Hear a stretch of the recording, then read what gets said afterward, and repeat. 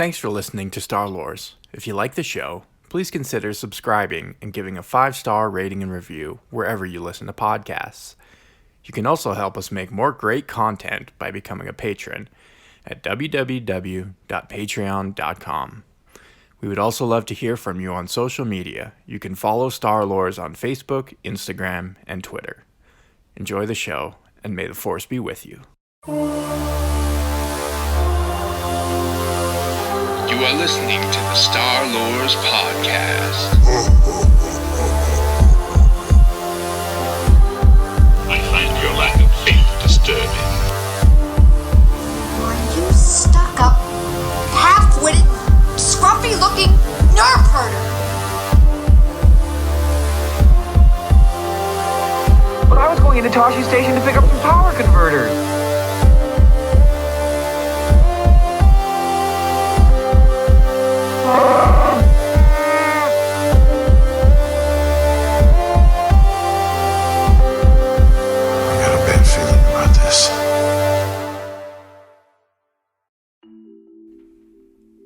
In the years since the release of Episode 4, A New Hope, Star Wars has become part of the pantheon of contemporary Western mythology. This was achieved, in part by design, as George Lucas looked through the lens of mythology to write the first film. Lucas has stated that A New Hope was directly inspired by the eminent literature professor Joseph Campbell's book, The Hero with a Thousand Faces, which articulates a theoretical, literary perspective called the Monomyth, also known as the hero's journey. There are even linguistic allusions to specific imagery Campbell uses sprinkled throughout the film. All ensuing Star Wars films bear the signature of the Monomyth, the hero's journey. Joseph Campbell, like Lucas, looked to writers of the past as a guide for his own work. Lucas read Campbell, and Campbell read pioneers of psychoanalysis like Carl Jung and Otto Rank, social theorists like Claude Levi-Strauss, and mythologists like Vladimir Pop. The wide range of philosophers and thinkers read by the professor is comparable to the wide range of pulp science fiction, samurai swashbucklers, and spaghetti westerns consumed by Lucas in his youth. Campbell's work is influenced by psychodynamic theory and contains many of the same kind of loose associations between otherwise unrelated images and ideas. The concept of archetypal characters, central to the monomyth, comes from Jung's analytic psychology. Certain archetypes in the monomyth, such as the shadow, are even lifted directly from Jungian theory. Symbolism and metaphor play a large role in the hero's journey, and considerable interpretation must be done in order to identify the monomyth's presence within a given myth. According to Jungian psychology, among other schools of thought, many stories from around the world contain archetypal characters who embody some core characteristics of human beings.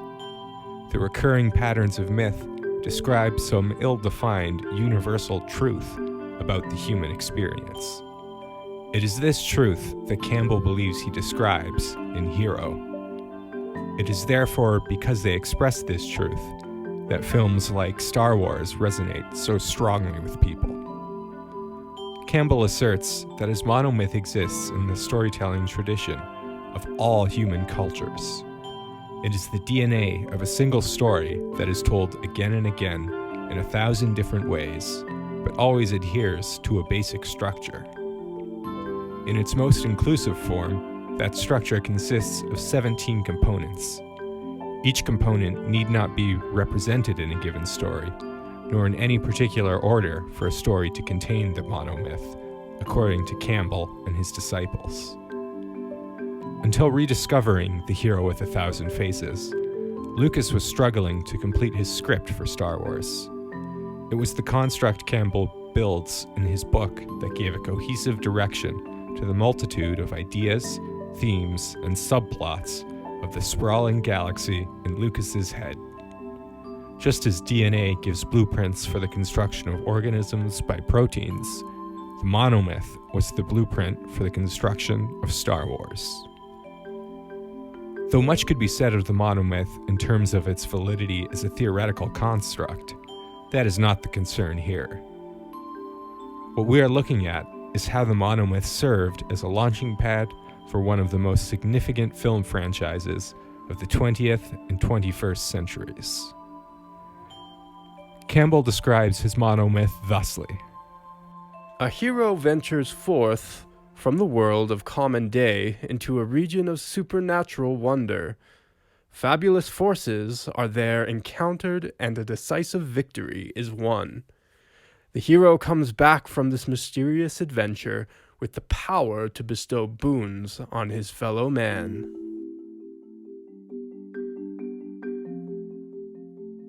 With this definition in mind, it does not take a film studies professor to see how this framework fits like synthetic skin on a cybernetic hand over Star Wars.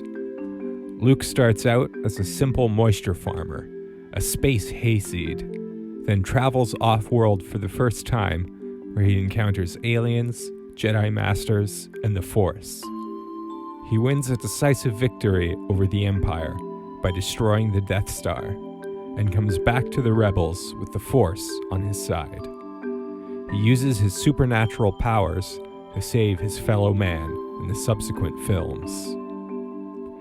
It is perhaps due to the success of Star Wars that Campbell's work has received so much acclaim, and Star Wars may owe its success in part to Campbell's work.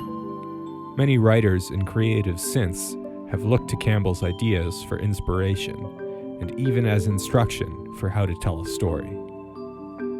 Of the archetypal characters in the monomyth, the most important, and the one about whom so many stories are told, is that of the hero. This character slips into a different avatar in the manner of a Hindu god in each story.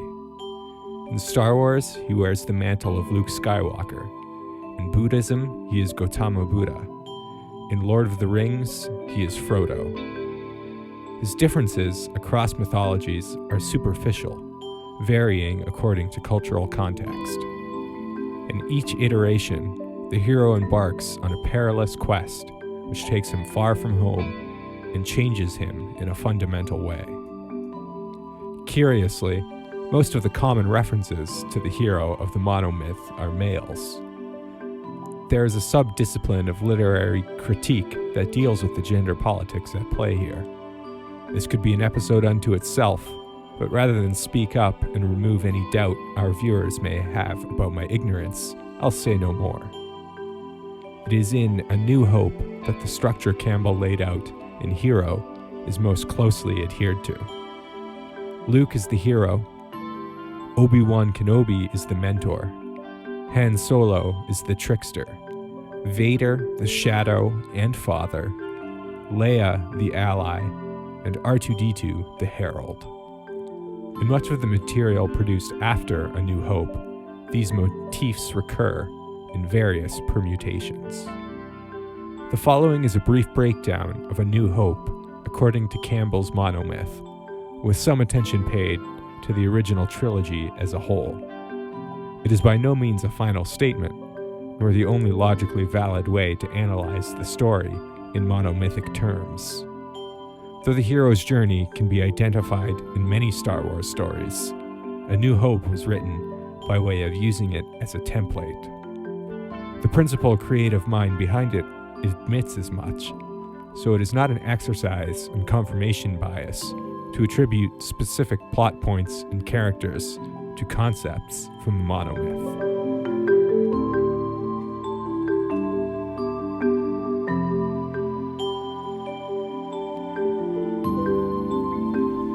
The Call to Adventure. The adventure may begin as a mere blunder, or still again, one may be only casually strolling when some passing phenomenon catches the wandering eye and lures one away from the frequented paths. Joseph Campbell. The status quo for Luke is a life of drudgery on a moisture farm. By happenstance, Luke recovers a message from the kidnapped Leia in a second-hand astromech droid, R2-D2, the Herald. The polymorphous beings are the droids and the Jawas, as well as the aliens seen in Chalmun's cantina. Luke initially accepts the call and sets out to find Obi-Wan Kenobi. Meeting the Mentor. For those who have not refused the call, the first encounter of the hero's journey is with a protective figure, often a little old crone or old man, who provides the adventurer with amulets against the dragon's forces he is about to pass. Joseph Campbell. Believing that the message was intended for his uncle, Ben Kenobi, who is literally an old man, Luke brings the droid to him.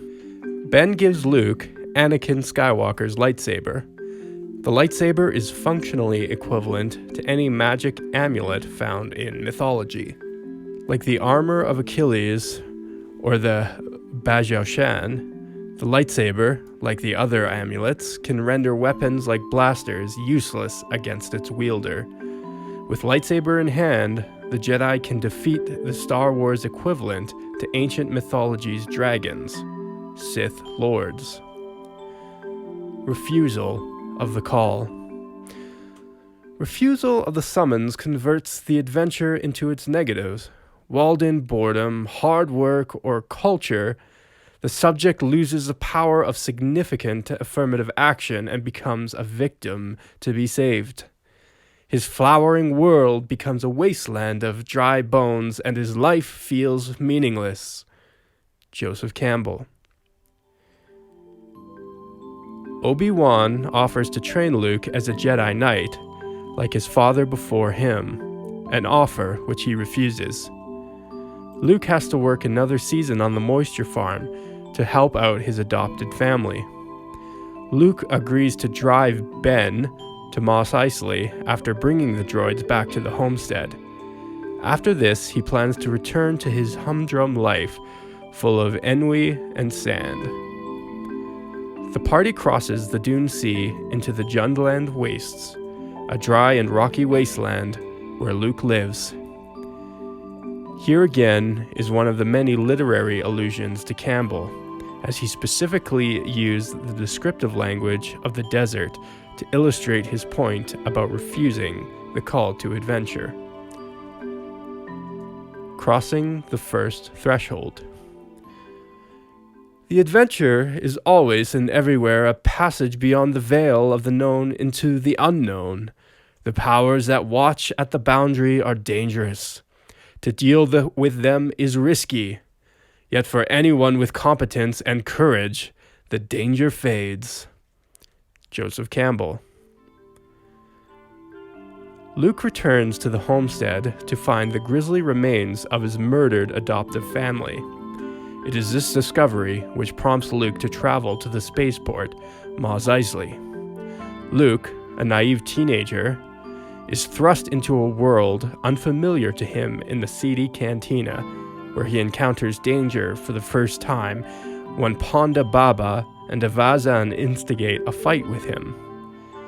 Here he meets Han Solo and Chewbacca, two avatars of monomythic archetypes. The jump to hyperspace that they take aboard Han's ship from Tatooine is a passage beyond the veil of what Luke knows, Tatooine, into the galaxy at large.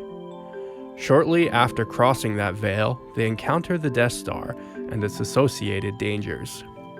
Luke displays an ample amount of fearlessness, and combined with the competence of Master Kenobi and his other companions, he overcomes the danger of crossing the threshold.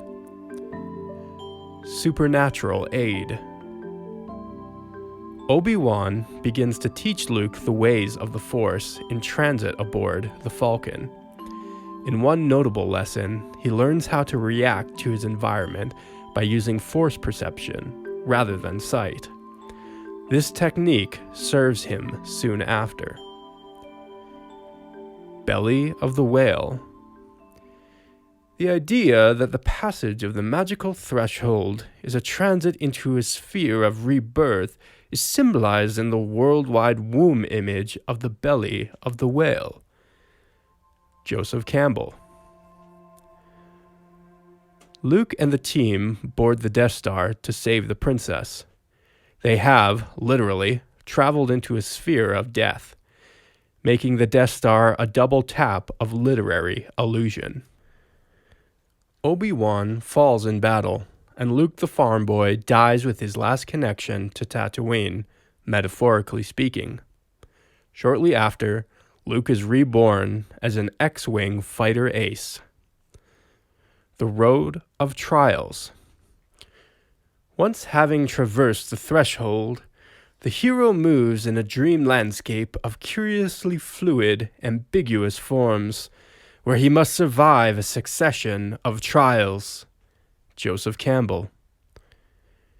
The Road of Trials has broad applications. Even the 4,000-year-old Epic of Gilgamesh has an easily identifiable Road of Trials, wherein Gilgamesh seeks out the secret of eternal life. As most, if not all stories have a conflict in them, the Road of Trials can be identified in practically every story. Luke's trials include struggling against a monster in the sewage, escaping the trash compactor, battling stormtroopers, and disguising himself as one in order to save Princess Leia on the Death Star. The stormtroopers and the Dianoga again literally fit parts of Campbell's analysis. The stormtroopers are made ambiguous by their skull-like helmets and identity-obscuring armor. The true form of the Dianoga is hidden beneath floating trash and murky water. The Road of Trials can also be applied to The Empire Strikes Back. It is in this film where Luke battles his shadow, both in the form of a Force apparition and as Darth Vader. Luke suffers another metaphorical death when Vader defeats him in combat, causing him to lose his magic amulet, Anakin's lightsaber. The Road of Trials typically presents itself as 3 obstacles which the hero must overcome. This can be applied to the entire first trilogy as well, each film being its own trial. Luke must destroy the Death Star, then rescue his friends from Cloud City, and finally defeat his father and shadow, Darth Vader.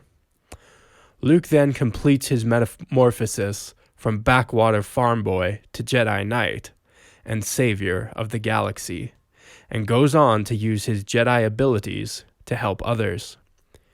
The element of temptation is not significantly present in A New Hope, but does appear in The Empire Strikes Back, as Vader captures Luke's friends to lure him out of hiding, and again when Luke has the opportunity to slay the Sith Lord in anger.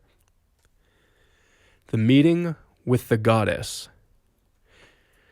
This is the crisis at the nadir, the zenith, or at the uttermost edge of the earth. At the central point of the cosmos, in the tabernacle of the temple, or within the darkness of the deepest chamber of the heart. Joseph Campbell. Luke saves Princess Leia from the prison block in the bowels of the Death Star. The party has to fight their way back to the hangar where the Millennium Falcon is. In her position as leader in the rebellion, Leia has a lot of power and connects Luke to greater resources. She is partly responsible for elevating Luke from farm boy on a harebrained suicide mission to rebel soldier on a mission of probable martyrdom. At this point, there are hints that a romantic relationship may develop between Luke and Leia, but this idea is later dropped. Rather than an all-encompassing love, Luke just has a boyish crush on the woman who turned out to be his sister. The ultimate boon. This is the miraculous energy of the thunderbolts of Zeus, Yahweh, and the Supreme Buddha, the fertility of the reign of Viracocha, the virtue announced by the bell rung in the Mass at the consecration, and the light of the ultimate illumination of saint and sage. Zooming out to analyze the first trilogy as the hero's journey, we again see the literal use of Campbell's metaphor. Palpatine commands lightning bolts, which in turn are commanded by the Force. This ability is the ultimate manifestation of dark side energy and marks Palpatine as a deific character. Luke, in defeating Vader, demonstrated his mastery of the elemental power that allows one to control the forces of nature. Because of the mercy Luke shows to Vader, Vader kills Palpatine in Luke's defense. Apotheosis, atonement with the Father. The problem of the hero going to meet the Father is to open his soul beyond terror to such a degree that he will be ripe to understand sickening and insane tragedies of this vast and ruthless cosmos are completely validated in the majesty of being. Joseph Campbell. In other words, Luke uses the Force to destroy the Death Star. The moment when Luke turns off his targeting computer and closes his eyes, connecting to the Force to guide his torpedoes into the exhaust port, represents his apotheosis or enlightenment. At this moment, Luke also confronts his father as Vader tries to shoot down his X-Wing. The atonement is further elaborated on in the next two films, as their respective climaxes culminate in more direct confrontations with the Sith Lord. Luke's soul is open beyond terror as he is enveloped by Palpatine's lightning, and at the same time he comes to understand what it means to be a Jedi and the true power of the Force, as even a soul as fallen as Vader is capable of redemption through it. Return to the new normal. Luke returns to Yavin 4 to a hero's welcome and receives the Medal of Bravery.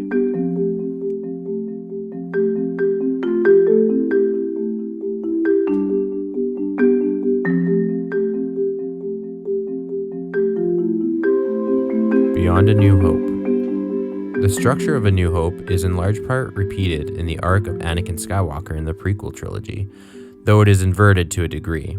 Instead of returning with the ultimate boon to aid the fellow man, Anakin attains an evil boon, the dark side, and uses it to destroy his fellow man. There is a repetition of the literal allusions to the Monomyth. Anakin's homeworld, of course, Tatooine, just like Luke, and it is a place they both desperately want to escape. Qui-Gon Jinn is Anakin's initial bearded mentor, who dies at the hands of an evil Sith, just as Obi-Wan does in A New Hope. The new normal is reached at the end of the film when Anakin begins his training as a Jedi Knight, after destroying a battle station in space. The prequel trilogy rhymes with the original films, forming a self-referential meta-narrative with the hero's journey. For a third time, the pattern is repeated in The Force Awakens, right down to the desert world the hero yearns to leave. The doomed mentor role in this case is Han Solo, which is an interesting spin on the theme. Kylo Ren is the shadow of Rey, the hero. Like his grandfather before him, Kylo is redeemed at the end of the trilogy as he saves the hero with an act of self-sacrifice. Dynamic characters like Luke Skywalker are the subject of most of the analyses of Star Wars from Campbell's Monomyth's perspective. There are other Star Wars protagonists who go on heroes' journeys, like Kyle Katarn, Revan, or Anakin Solo. From a certain point of view, other characters like Han Solo embarked on a hero's journey of their own over the course of the first trilogy.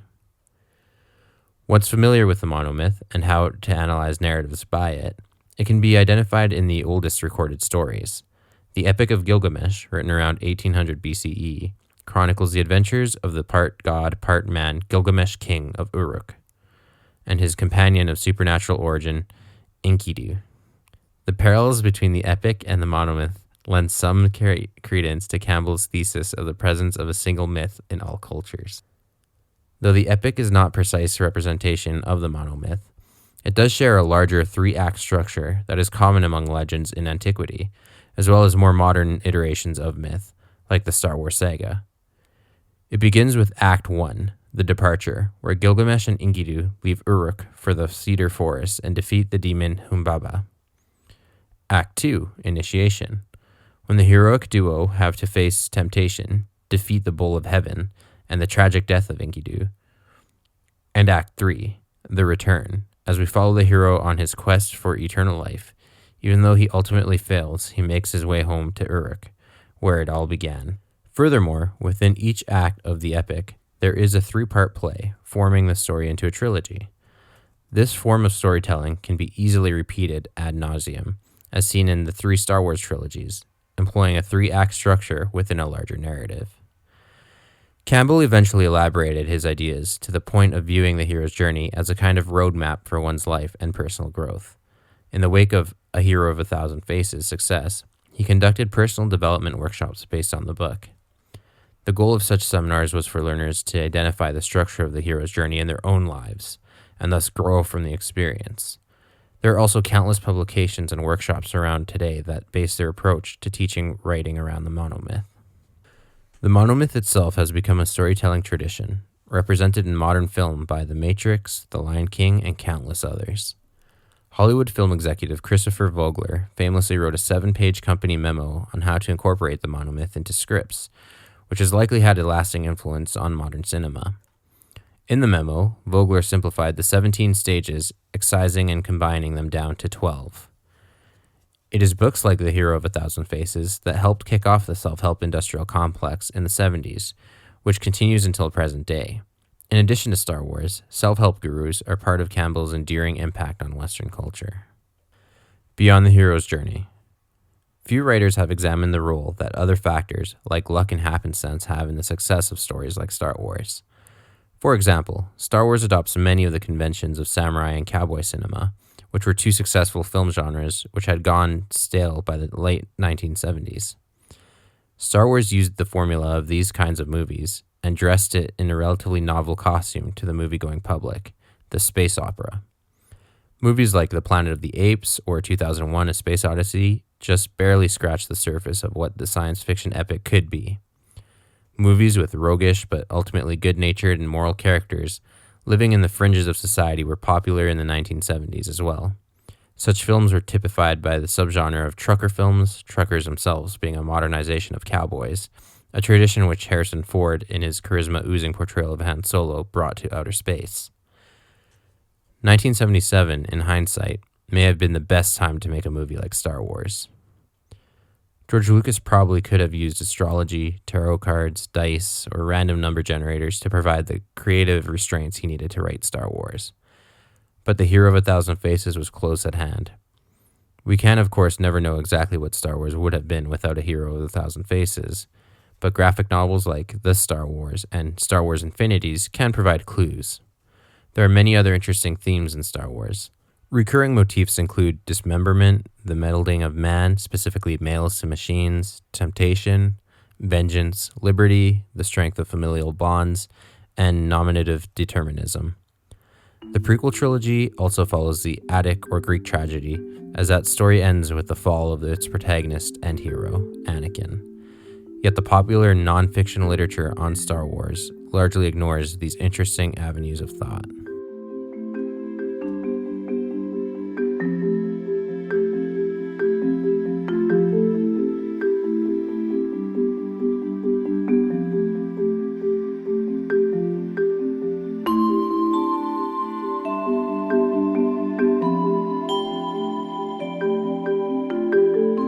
All right, everybody, we're coming back to you live from the cockpit of the Millennial Falcon.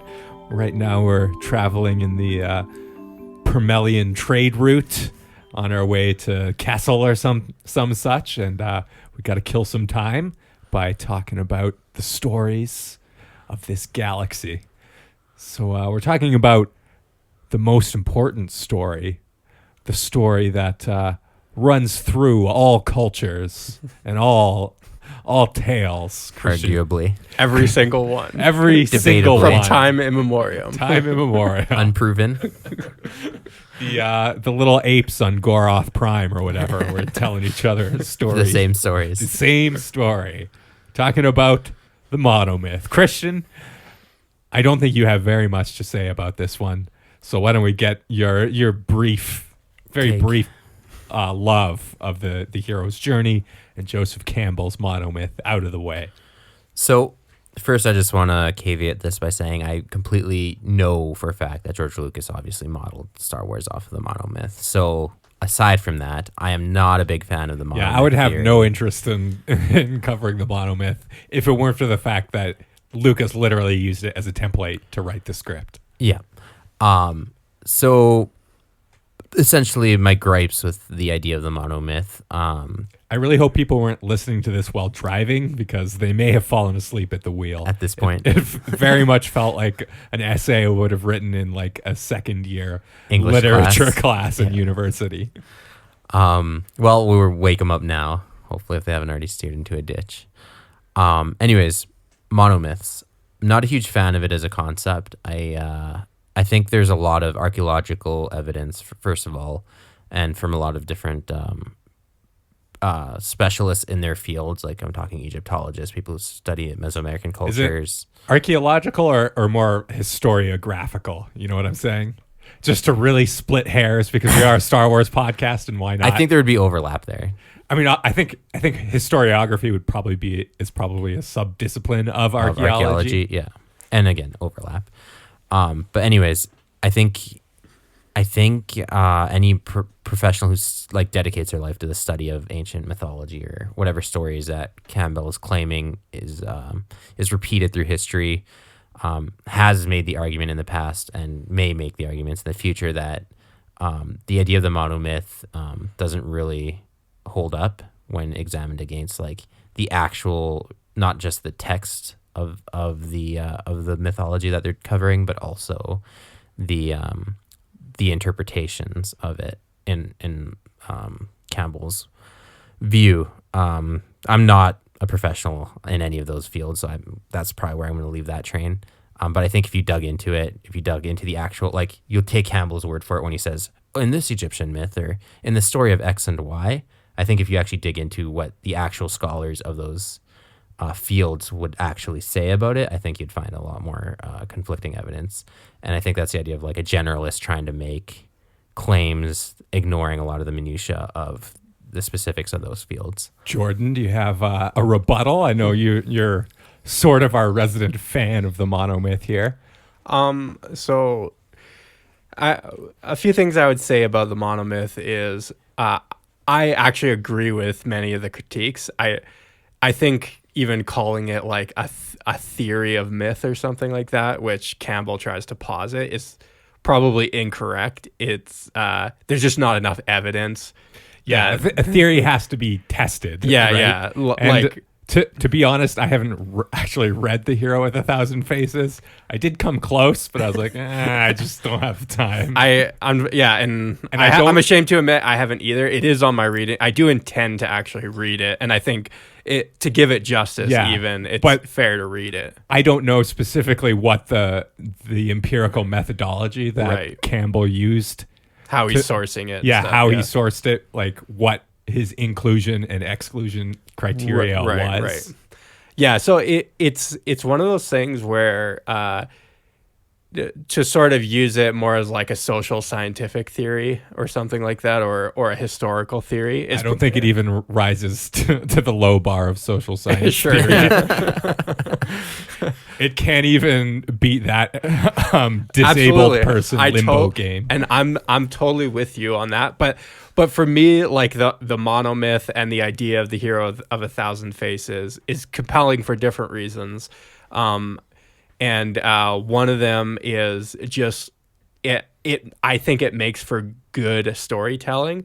And if you want to have just like a simple template for anybody to start off with on how to tell a decent story, it doesn't have to be an amazing story, but even just a good starting place. I think that the hero's journey is like, it's like a good template to start off with. And I think that me and Christian really agree with that. Yeah. Like if you just want to bang out like 500 bad Western books. Totally. Yeah. Like, yeah. I'm personally more like of a L. Ron romance- Hubbard. romance Yeah, kind of guy. like just write this and just use replace all for character names. But also, you're in good shape. yeah, but also, I mean, like, look, let's let's be real here.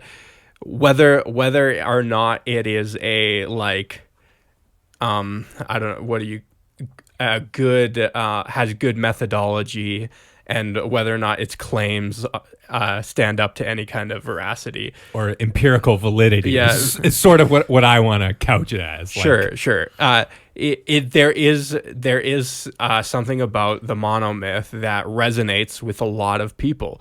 Obviously, the amount of books that have been written around it, the whole comic book industry is practically modeled off the monomyth. The Marvel Cinematic Universe is modeled off the monomyth. Like many, obviously Disney and Pixar, they follow this formula very closely in many of their films. So my rebuttal to that point would be that how many other variables are there in creating a successful movie franchise, like $100 million advertising budgets and really talented actors, and even just amazing special effects, and amazing special effects have a draw these days. Yeah, and even just here's two actual psychological facts. These are some of the very few people like big explosions, and these are some of the very few robust scientific findings of psychology that you'll find. So, do you know what the greatest predictor of your friends are? Of who's in your close circle of friends? Your environment, physical proximity. Yeah. The people who are literally physically closest. the closest to you, magically are the people who are your best friends. Right. Do you know what the greatest predictor of you liking a song is? How many times you've heard that song before? So familiarity, I think, is really, and this is kind of a sad thing about art in general, sort of the predictor of whether or not, and this is what Hollywood has obviously been doing since day one, is just, what's been successful before? Let's just do that. Yeah. Let's just do whatever was successful before, right? And they're right most of the time. They also make a lot of bad movies that way, but... Yeah, and that's where it comes down to me is, as you were saying, I think it just leads to poor storytelling and poor writing.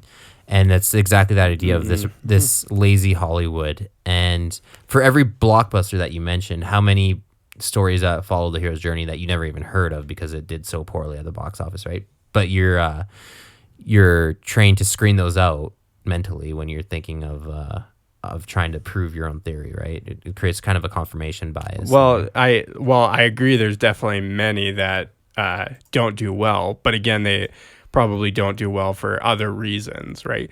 And as Sam said, there's so many variable factors though to point to this as being the make it or break it factor. I think is. Well, I'm not saying it's never. It's not maybe not the make it factor, but it's definitely not the break it factor, right? Like, but I just pointed to like. There could be tons of movies you never even heard of. Right, but I'm saying it's not the break it factor. It's not the reason that they fail. Here's what Jordan's saying that I think we can all agree on. Actually, Kristen's probably going to disagree.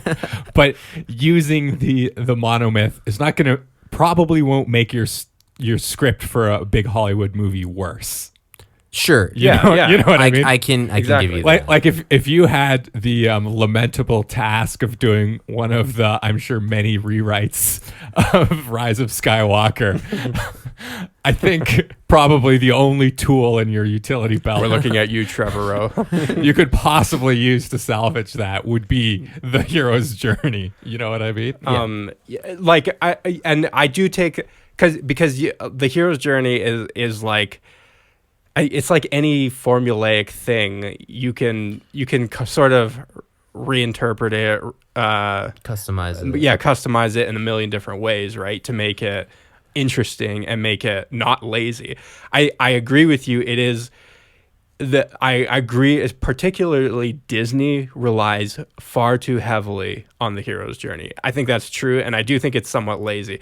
But I do think they're a corporation that is trying to scale storytelling. It's very much like A&M Records in the 50s. Yeah, You know how they just had literally song factories. It was just musicians' desk job essentially was going in and writing hits. Yeah, and totally. Disney does the same thing with scripts, right? Yeah, They're just trying to do art on an industrial scale. Yeah, and that's really kind of the antithesis of art. And there are some that can do the monomyth well, and I think like the Matrix does the monomyth really, really well.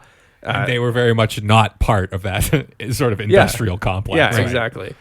Like I don't think that You're looking just at all the exceptions is my point, right? Like for every Star Wars, how many But I'm not denying that it can be done poorly. I'm not denying that. I'm saying that it just because you're using it doesn't mean it's going to be like a bad or even lazy film. That it doesn't de facto mean that. So sure, and I can agree with that much. I'll sort of pick up a thread Jordan's laying down here, sort of about the idea of using constraints and sort of guides or templates.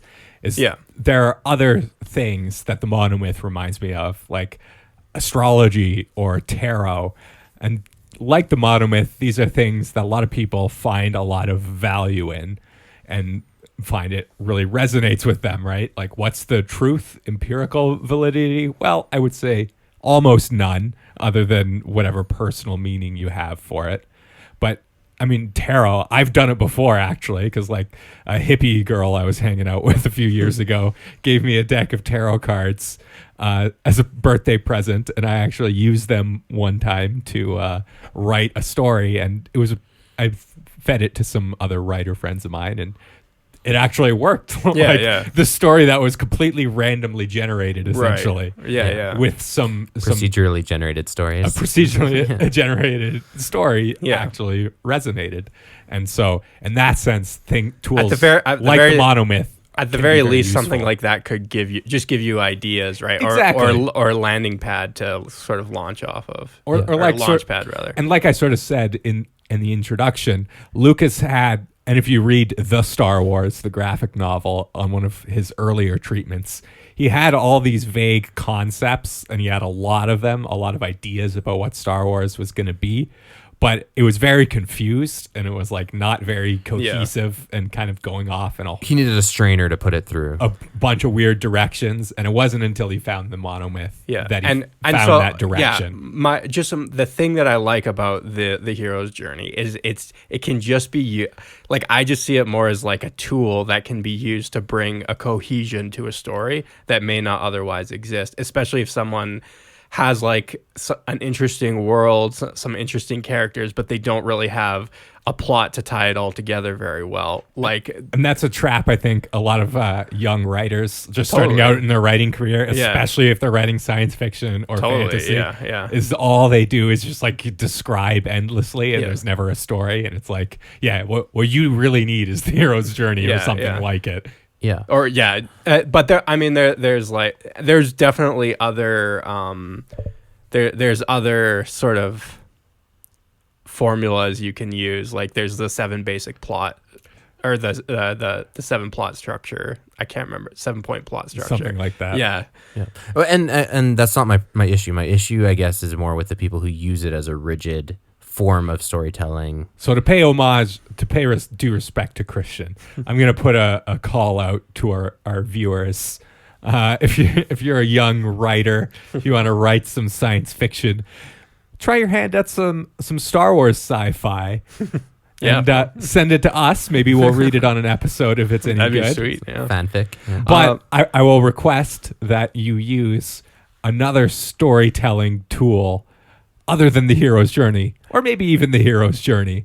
It would be interesting to just like read Star Wars, like exactly. we did sort of mention in the scripted portion, like just read Star Wars stories that aren't using that template. It would be definitely interesting. And I totally agree. Disney has religiously followed the hero's journey, and not just Disney, like all of Hollywood almost. Sure, yes. Like that is but Disney is sort of like the worst offender. They started out good. I mean, you can't really debate, I don't think, that like The Lion King or Aladdin or Toy Story were bad movies. Those were great movies.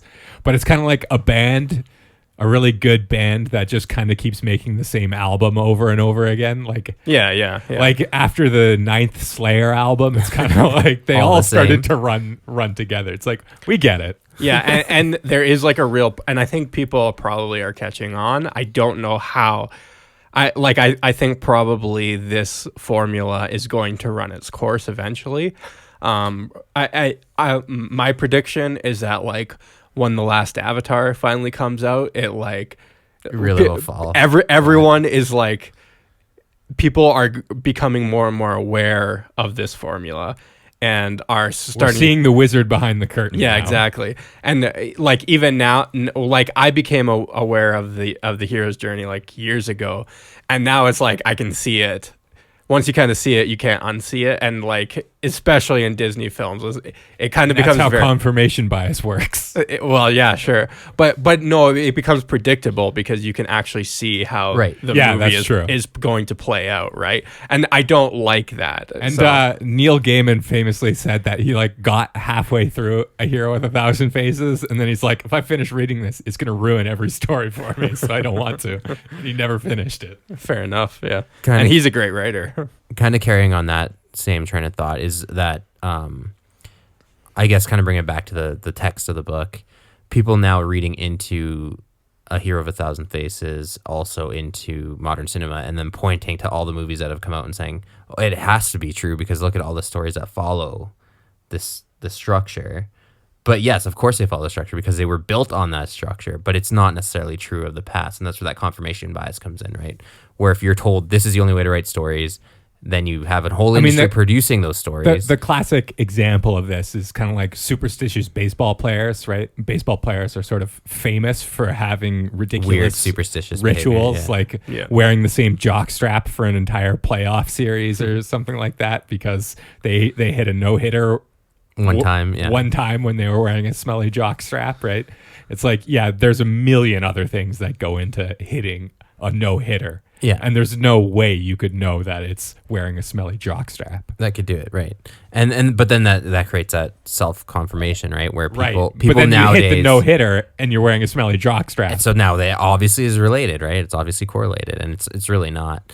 And then the other thing I just briefly wanted to touch on too is I think for Campbell himself, I like to describe it as like pareidolia, and when he's reading ancient texts, so going backwards in time, humans are notoriously awful about seeing things that aren't there, recognizing patterns. I would actually rephrase that as we're very good at finding patterns. Sure, yes, we were so good at it that it becomes that a we detriment find them when they aren't there. When they aren't there anymore. And I think that's ultimately what this is. This text is that he's seeing patterns there that may not exist, seeing correlates that might not be there in the text itself, going back to A Hero with a Thousand Faces. I would agree. And just to change gears entirely here. So Anakin Solo, the last born child, I believe, of Han Solo and Leia Organa Solo, obviously. In Star Wars Legends. In Legends, yeah. In Legends, which is the only Star Wars that matters, obviously. Like, I have to say that. I think we should actually just say Star Wars. That's the default, and then when we're referring to anything else, we say Disney. Yeah. So, anyway, naming your kid Anakin, huh? Isn't that kind of like naming your kid Adolf? Or maybe, I don't know if you know who Ted Bundy is, but he has a daughter, and it's kind of like if his daughter named her son Theodore. It's like, is that really in good taste? Is that what you want to name? That's kind of weird. Ask the people in real life that are naming their kids Anakin right now. They exist. It's a growing, that is true. Yeah, it's a growing phenomenon. Yeah. That's a good point. I mean, you could argue the whole split of Anakin Skywalker died and Darth Vader. You can, really but I'm just saying I would have a problem with that if I was Anakin. I would be like, I don't know about this. I don't totally disagree with that. Maybe a middle name. Let's compromise. But it is just more of like the rhyming in Star Wars, repeating old tropes, which is again a notorious, I guess, quote nowadays, if depending on how people feel about George Lucas's prequels. But he was always bringing up the. I gotta tell you, I kind of like them more and more as time goes on. In a weird way, I've always been a prequel. Some supporter. of the special effects really do not hold up at all, especially in the Clone Wars, I think. But I don't think they're as bad as people say. Well, eventually we'll have to go back and do review episodes. I don't know if they definitely felt, like I've said in previous episodes, they feel like very cohesive like it does in the feel narrative direction. the narrative feels like it's going somewhere. It's going somewhere the whole way. But man, there's just some creative decisions that I still can't get over. They're deeply flawed movies, but there's great stuff. I think Samuel L. Jackson's performance of Mace Windu is awesome. I think Ian McDermott's performance of Palpatine is great.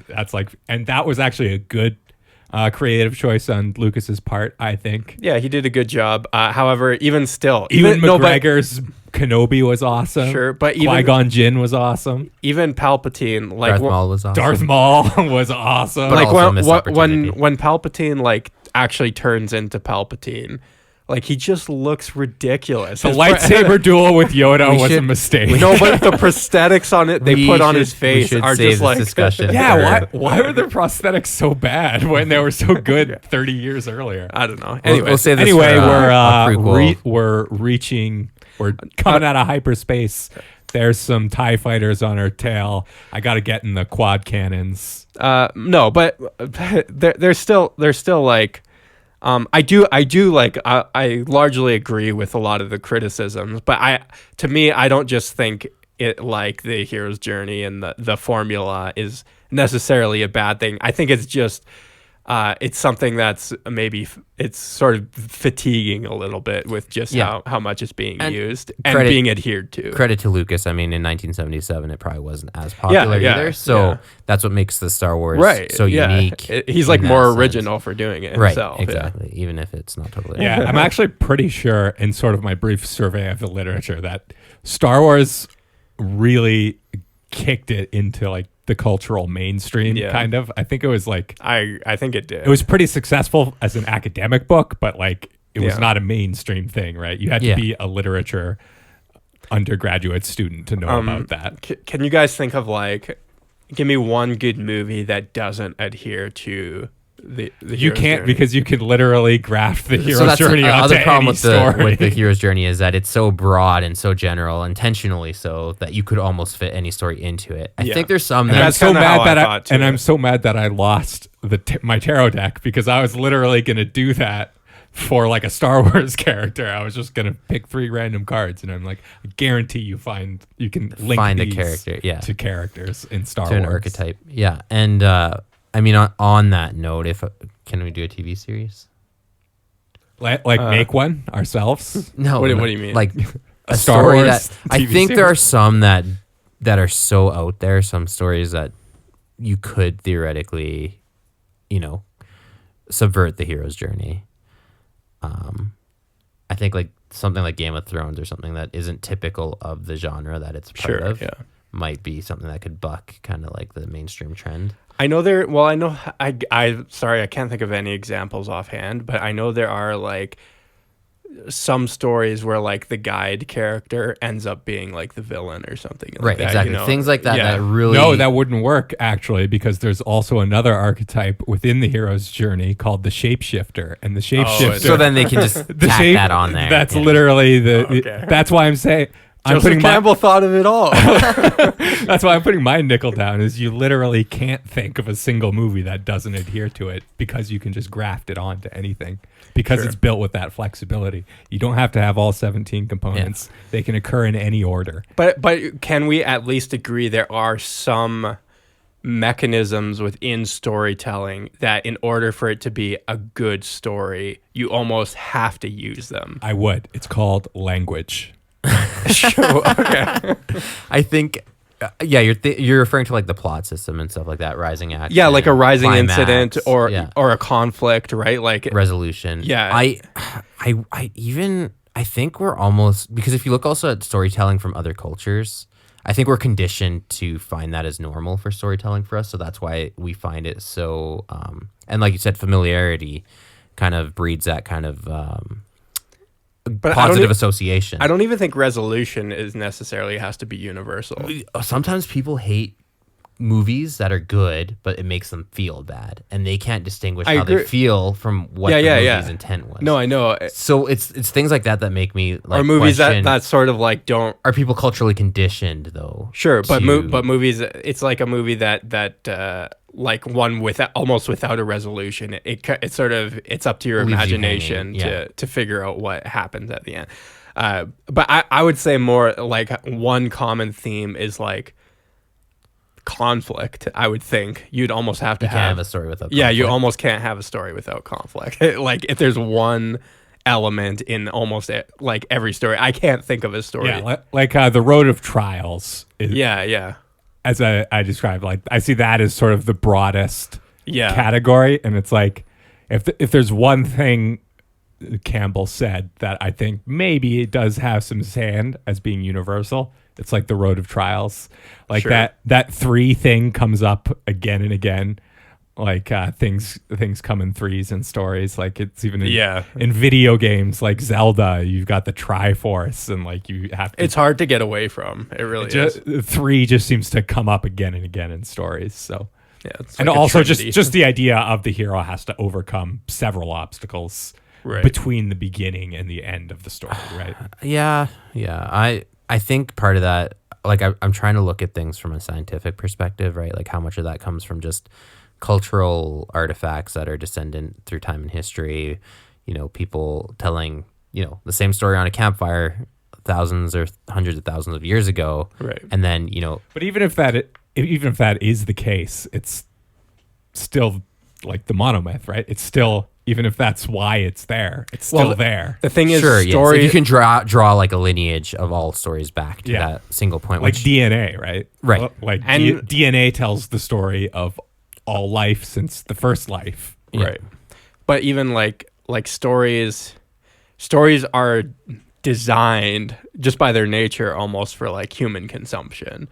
yeah, they wouldn't exist. Yeah. I mean, even the concept of a story is Right, a human yeah. invention because, Like you could just tell a set of facts and like have no sort of narrative to it. And I guess that would not be a good story. it would it's just an encyclopedia. Yeah, like just a sort of encyclopedia. But you could string those set of facts into like a more compelling narrative. This is getting into some strange territory. I don't think I've ever really talked to you guys about behaviorism and like B.F. Skinner and Ivan Pavlov and all those guys. It's something I'm very well versed in, and you could definitely look at stories as having this sort of behaviorist framework in them, and that it's a series of rewards. Right. Right? Yeah, And totally. And then like the conflict in the story is kind of like taking away those rewards. And taking them away and making the rewards seem really far away makes you want to stay in the story more. Right. Because it makes the reward of the resolution that much more valuable by its scarcity, right? Yeah. And so that's maybe sort of the reason why something like conflict or certain aspects of a monomyth might recur, is because, as we're saying, stories are made for human consumption. Yeah. And the way we consume things is just essentially, it's all based on rewards and punishments to a lesser degree, but Sure. more rewards. Yeah, that makes sense. Anyone have anything to add to that? I think that's a good place to end it off. Okay, well, Eyes on our 6. everyone make sure you send us a message. Check us out on our socials. Give us a private message too. Facebook, Instagram, Twitter. You can email us at starlordspodcast@gmail.com. Give us a follow and give us a 5-star rating and review. Wars Podcast. Use the forks. I find your lack of faith disturbing. Are you stuck up, half-witted, scruffy-looking nerf herder? But I was going into Toshi Station to pick up some power converters.